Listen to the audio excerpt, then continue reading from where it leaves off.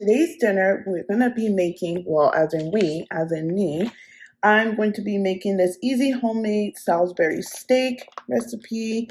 I've had it for a while, so if I can remember, I will promise and try my hardest to link it down in the description box down below.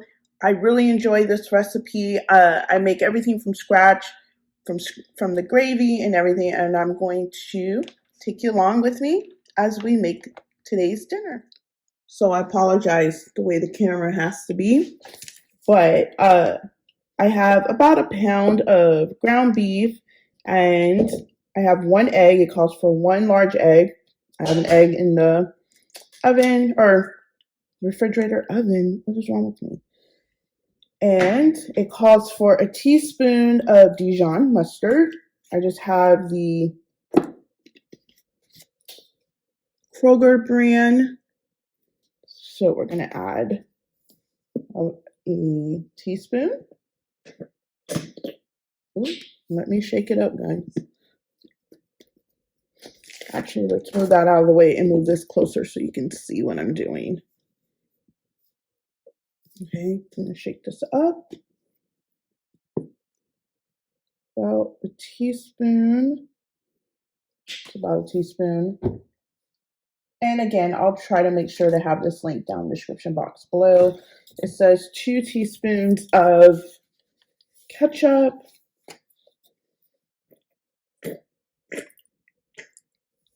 Okay. It also says a 1/4 cup of panko breadcrumbs. I have the great value from good old Walmart. So about a 1/4 of a cup.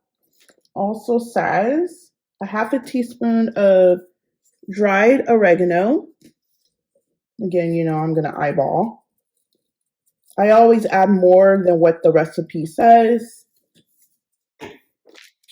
And what else do we need? A teaspoon of kosher salt.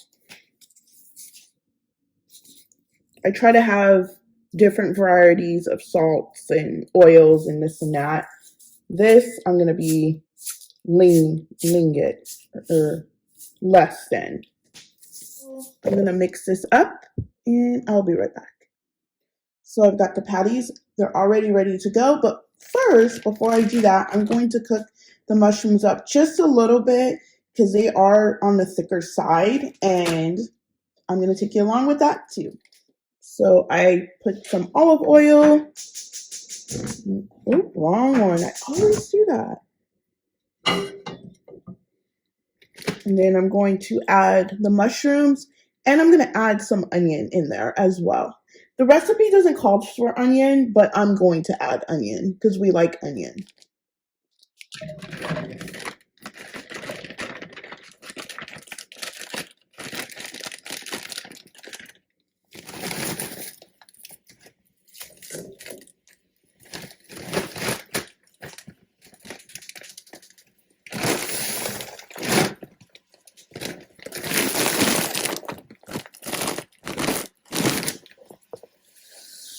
So while I have the mushrooms cooking up, I am going to get my beef stock ready. This is what I use. We need 1.5 cups. So I'm going to get this prepared. I put it in there with some really hot water, stir it around. That's pretty much it. I think it's like a teaspoon per cup, I believe. And this is the roasted beef base. Because I believe they have different ones, but I really like this one. So I'm adding about a teaspoon of the better than bouillon, and then it calls for a cup and a half. I always go to like 2 cups when it says a cup and a half, just because sometimes this stuff can be kind of salty. So I'm mixing it up, and then I'm actually about to put the hamburgers in the frying pan. If I can talk here, oh my goodness. And then I'm going to let those sear for a few minutes on each side. And then I'm going to take it off. And then I'm going to remove all that excess oil that you see there because that's just disgusting. So I'm taking them out. And yeah. And then I'm going to add about 2 tablespoons or a tablespoon of butter, let that melt, 2 tablespoons of flour, and I'm going to whisk that up because I'm starting my roux for my gravy for the Salisbury steak. And pretty much, yeah, that's what I'm doing. I'm going to whisk it because, you know, the floury taste, you don't want that in your stuff. And then I'm slowly pouring. It looks like super fast here because it's sped up. And then I am just whisking that around, getting all those goodness from the bottom of the pan. And of course, I'm about to use Worcestershire, whatever you want to call it, because no one can ever pronounce that stuff. And you need about a teaspoon. I always add a little extra. And then you need 2 teaspoons of ketchup, a little bit of onion powder. I didn't put a lot of onion powder because I do have onions right there in the mushrooms. And so I put all that back together, and then I put the patties back in there, and I let it cook for another 10 minutes until it is fully cooked.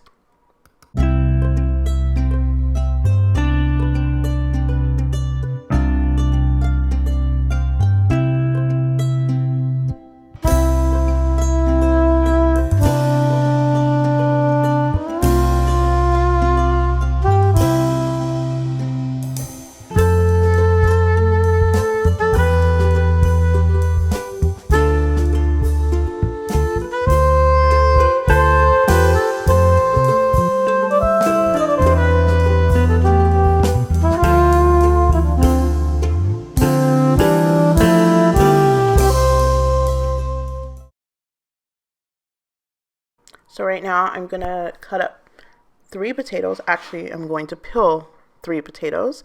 I am making mashed potatoes. I always keep a paper towel right there on my cutting board because it's just so much easier cleanup. So I just throw the paper towel away. And right here, I'm just cutting up the potatoes. I don't even care how they're cut up. I'm just trying to cut them up so I can get them in the pot, cut off that nasty bad spot, and pretty much rinse them off and get them on the stove, add a little salt, and cook them until they're tender.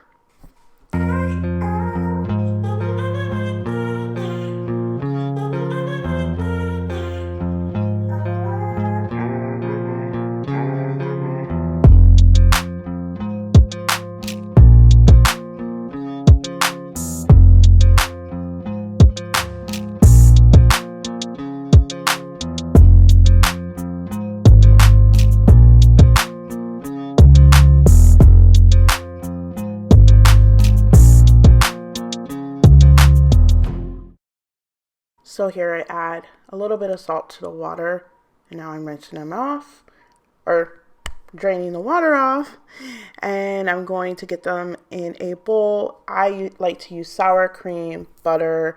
I also like to use ranch seasoning and salt and pepper, and then I use my handheld mixer, and that's how I make my mashed potatoes. I think by using a handheld mixer or your KitchenAid makes the mashed potatoes more fluffier, if that's a word or if it makes sense, and it comes out always so creamy and so delicious. So yeah, I'm just showing you the ranch seasoning. And also I was talking on FaceTime with a good friend, and you're gonna see her in just like a few seconds here. I'm showing you the done mashed potatoes. Hey girl, hey, there's Carla McKinsley. Thanks again for watching. You guys please subscribe to the channel, and I'll catch you next time. Bye.